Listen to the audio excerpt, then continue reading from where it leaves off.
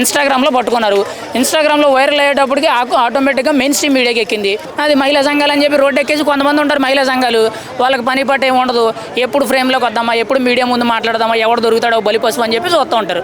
తప్పు ఆడవాళ్ళు చేస్తే సరే వదిలేండి అమ్మా ఆడవాళ్ళు కదా అని అంటారు. అదే మగవాడు చేస్తే నువ్వు చేతగానప్పుడు చేయలేనప్పుడు మరి ఇక్కడ ఆడదయ్యి ఒక మగవాడిని నీ పిల్లాన్ని నువ్వు వదిలేస్తావు, నువ్వు పిల్లాన్ని ఏం పోషిస్తావు, కెరీర్ మీద ఫోకస్ చెయ్యు. ఎందుకనంటే ఓపెన్గా చెప్తున్నాను, ఈవెన్ మా ఏరియాలో ఎందుకనంటే ఓపెన్గా చెప్పాలంటే గోదావరి జిల్లాలో టేస్ట్ అనేది స్టేట్ మొత్తంలో నీకు ఎక్కడ రాదు. స్టార్టప్ బిజినెస్ పెట్టే ఒక ఎగ్జాంపుల్గా చూసుకుంటే రోడ్డు పక్కన ఎవరైనా సరే ఒక టిఫిన్ బండో టీ బండో పెట్టారనంటే ఎంత కష్టపడతారు.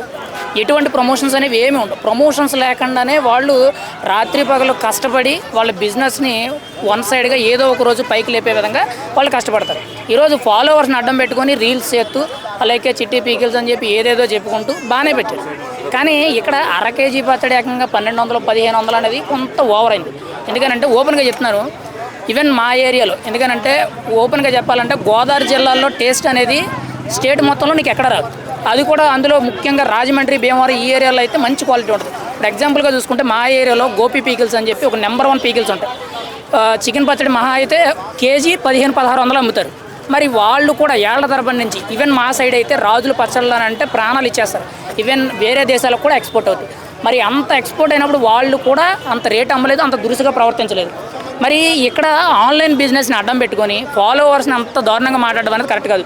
నచ్చలేదు, కస్టమర్ నువ్వు కన్విన్స్ చేయలేకపోయావు, లేదమ్మా మేము ఈ క్వాలిటీ పౌడర్ వాడుతున్నాము, ఈ క్వాలిటీకి సంబంధించిన అందులో ఇంగ్రీడియంట్స్ అన్ని వాడుతున్నాము, పలానా నెయ్యి వాడుతున్నాము, పలానా ఇది వాడుతున్నాము అని చెప్పి వివరంగా చెప్పుకోవాలి.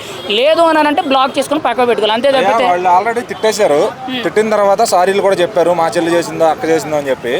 అదే పని ఒక మగవాడు ఒక ఆడవాళ్ళ పైన చేస్తుంటే అంటే ఒక బిజినెస్ చేసే పర్సన్ ఒక లేడీస్ పైన అట్లా మాట్లాడి ఉంటే ఈరోజు అతని పరిస్థితి ఏమయ్యేది? అదే కదా అడ్వాంటేజ్. ఆడవాళ్ళకి మగాళ్ళకి ఉన్న తేడా అదే. తప్పు ఆడవాళ్ళు చేస్తే సరే వదిలేండి అమ్మా ఆడవాళ్ళు కదా అని అంటారు. అదే మగవాడు చేస్తే వెంటనే కూడా జైలుకి, కోర్టుకి, స్టేషన్కి చుట్టూ ఈడ్చిడిసి అది మహిళా సంఘాలు అని చెప్పి రోడ్డు ఎక్కేసి కొంతమంది ఉంటారు మహిళా సంఘాలు, వాళ్ళకి పని పట్టు ఏమి ఉండదు, ఎప్పుడు ఫ్రేమ్లోకి వద్దామా, ఎప్పుడు మీడియా ముందు మాట్లాడదామా, ఎవడు దొరుకుతాడో బలిపశువు అని చెప్పి చూస్తూ ఉంటారు. మరి ఇక్కడ ఆడదయ్యి ఒక మగవాడిని నీ పిల్లాన్ని నువ్వు వదిలేస్తావు, నువ్వు పిల్లాన్ని ఏం పోషిస్తావు, కెరీర్ మీద ఫోకస్ చెయ్యు, చివరిలో మళ్ళీ దారుణంగా ఎంత దారుణంగా మాట్లాడినది మనం విన్నాం. ఇప్పుడు కొంతమంది వాళ్ళ సైడ్ వకీల్ సాబ్ లాంటి ఒక లాయర్ నిలబడాలంటున్నారు, మరి దానికి ఏమంటారు? అసలు ఆ టాపిక్ గురించి ఇంకా కేసులు గొడవలు అనేది అనుకోవడం వేస్ట్. ఎందుకనంటే నా సలహా ఏంటంటే ఓపెన్గా చెప్పాలనంటే అలాంటి బిజినెస్ చేయడం కన్నా అన్నీ ముడుచుకొని ఇంట్లో కూర్చోవడం బెటరు. ఒకవేళ ఎవరైనా సరే ఇండియాలో స్టార్టప్స్ అనేవి చాలా ఎక్కువగా ఉంటాయి. ప్రతి ఒక్కరు కూడా స్టార్టప్ కంపెనీస్ మీద దృష్టి పెట్టండి అని అంటారు. కానీ ఇదే విధంగా చేస్తే మాత్రం ఎవరు ఏ స్టార్టప్ పెట్టినా కానీ కనీసం ఒకరోజు కూడా నిలబడరు. ముఖ్యంగా కస్టమర్కి ఇవ్వాల్సింది నమ్మకం. ఆ నమ్మకం ఇవ్వలేనప్పుడు మీరు ఎన్ని వ్యాపారాలు ఎన్ని కోట్లు పెట్టినా సరే వేస్ట్. ముందు రెస్పెక్ట్ ఇవ్వాలి. మెంటల్ కండిషన్ బాగోకపోతే రీల్స్ ఎందుకు చేయడం, కస్టమర్తో రివ్యూ ఎందుకు తీసుకోవడం, బిజినెస్ ఎందుకు, దానికి సంబంధించిన సలహాలు సూచనలు ఇవ్వడాలు, ఇంకా బ్లాగ్ మెయింటైన్ చేయడాలు, వాట్సాప్ నెంబర్లు ఇచ్చి కాంటాక్ట్ అవ్వడాలు, ఇవన్నీ ఎందుకు? మెంటల్ కండిషన్ బాగోకపోతే పక్కన కూర్చోవాలి, లేదనంటే ఏదో పని చూసుకోవాలి. అన్న ఓ విషయం చెప్పనా, తప్పు జరిగిన తర్వాత తప్పు వాళ్ళ మీదకి వస్తుంది. వన్ సైడ్గా గత వారం రోజుల నుంచి కూడా ముందు ఇన్స్టాగ్రామ్లో పట్టుకున్నారు. ఇన్స్టాగ్రామ్లో వైరల్ అయ్యేటప్పటికి ఆటోమేటిక్గా మెయిన్ స్ట్రీమ్ మీడియాకి ఎక్కింది. మెయిన్ స్ట్రీమ్ మీడియాలో ఒక కస్టమర్ ఎలా ఉండకూడదు, కస్టమర్తో రూట్లెస్ బిహేవియర్ అనేది ఎలా ఉండకూడదని చెప్పి డిబేట్లు పెట్టి కూడా వాయించారు. ఇప్పుడు వన్ సైడ్గా ఏమైంది, అలాగే చిట్టి పీకిల్స్ అనేది నేషనల్ వైడ్గా తెలిసిపోయింది. కానీ ఏం ప్రయోజనం? ఇంకెప్పుడు జీవితంలో బిజినెస్ చేయగలరా?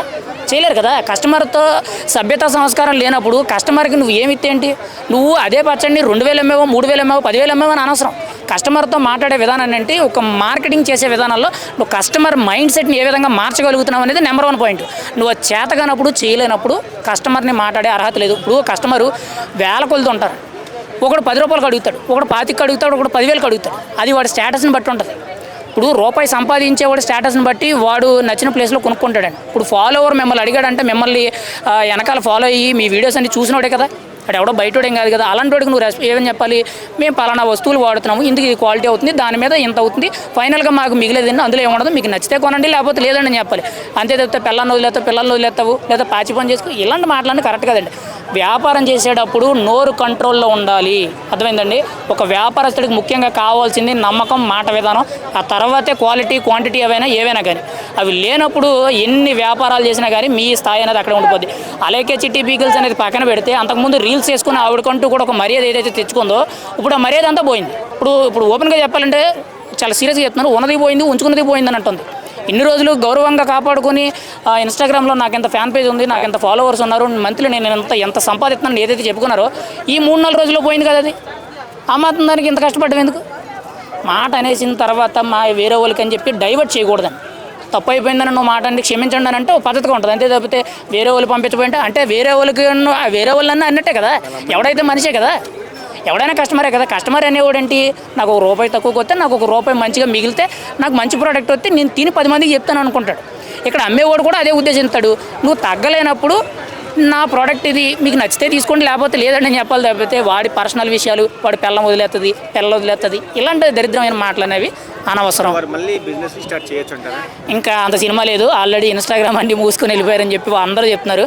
బిజినెస్ స్టార్ట్ చేసినా కానీ గ్రోత్ అయితే ఉండదు ఎక్కడైనా కానీ. నేను ఓపెన్గా చెప్తున్నానండి, ఈ రోజుల్లో ఇండియాలో కొన్ని వందల కొద్ది బ్రాండ్లు ఉన్నాయండి. ప్రతి బ్రాండు కూడా కస్టమర్కి విలువ ఇచ్చి పైకి ఎదిగిన వాళ్ళండి.